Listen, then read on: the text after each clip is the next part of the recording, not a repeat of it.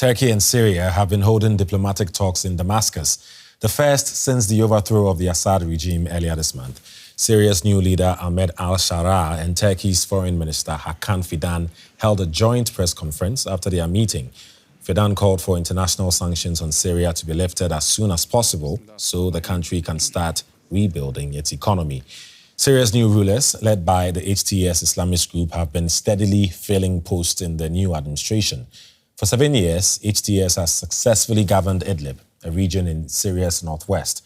Now they hope to bring that experience to the entire country. Syrian opposition flags fly proudly on the streets of Idlib. Hayat Tahrir al-Sham, or HTS, the rebels who brought down Bashar al-Assad's regime, have ruled here for years.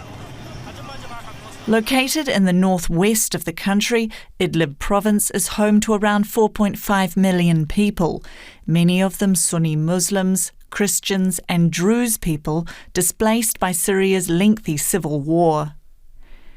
HTS was originally linked to al-Qaeda but cut ties before taking control of most of Idlib in the past 5 years.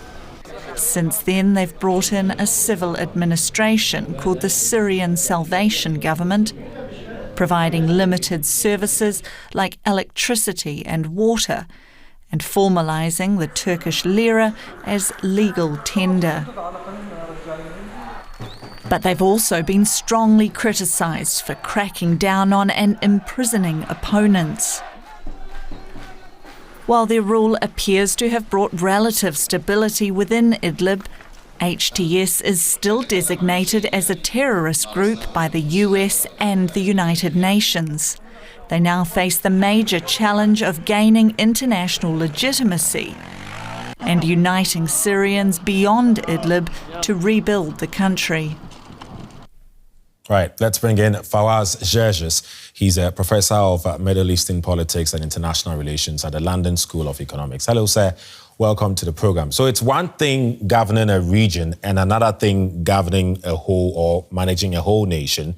HTS governed Idlib for the past 7 years. Now, based on their style of governing, what can we expect from the new Syrian government? One word that describes the governing style of Hayat Tahrir al-Sham and Idlib is pragmatism. They governed in a very practical way. They were very disciplined, top-down decision-making. They let local communities govern themselves, ran their own internal affairs. They taxed the population. Abu Muhammad al-Julani or Mr. Ahmed al-Sharaa basically clamped down against other radical elements in Idlib. That Hayat Tahrir al-Sham became the dominant authority in Idlib and basically governed the region, unilaterally with allies who basically subscribes to the same ideology and the same worldview. So is that a good thing to be replicated on the national stage? What we need to understand so far in the past 2 weeks is that Ahmed al-Sharaa or Abu Muhammad al-Julani has transported his Idlib authority to Damascus. So the interim government now that basically is in charge of Syria is really an Idlib authority under his protege, Mr. Ahmed al-Bashir. And I think what we have heard so far from Ahmed al-Sharaa is very reassuring. He talks about inclusiveness. He talks about a transitional government. He talks about respecting the identity and the practices of various communities. He basically says that you cannot really build a nation based on vengeance or revenge. But I think so far, we have not really seen any inclusive interim authorities. The mandate of the Idlib authority in Damascus ends on March the 1st, 2025.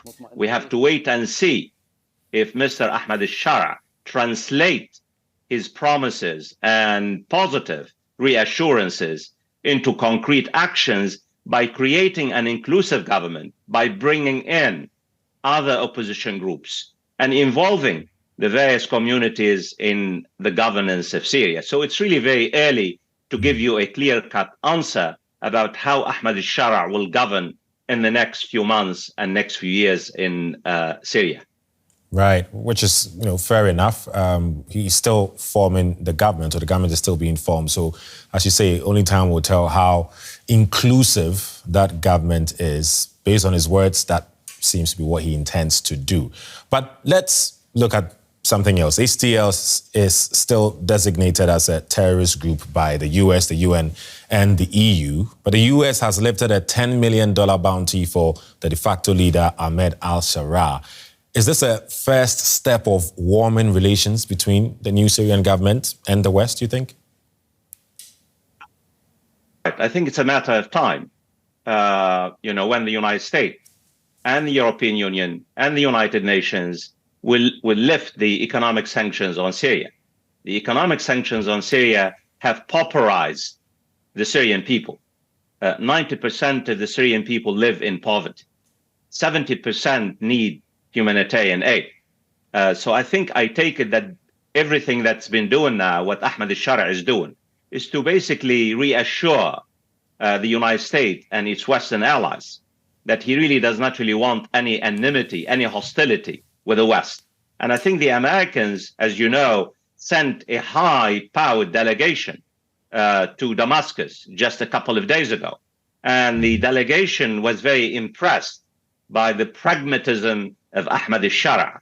And the Americans are trying to use carrots and sticks in order to really extract policies that basically fit the American worldview in terms of a unity government, in terms of joining the fight against terrorism, in terms of really creating a government that represents all shades of opinion in Syria. So far, so good. But the reality is we are at the beginning of a very complex transitional process in Syria.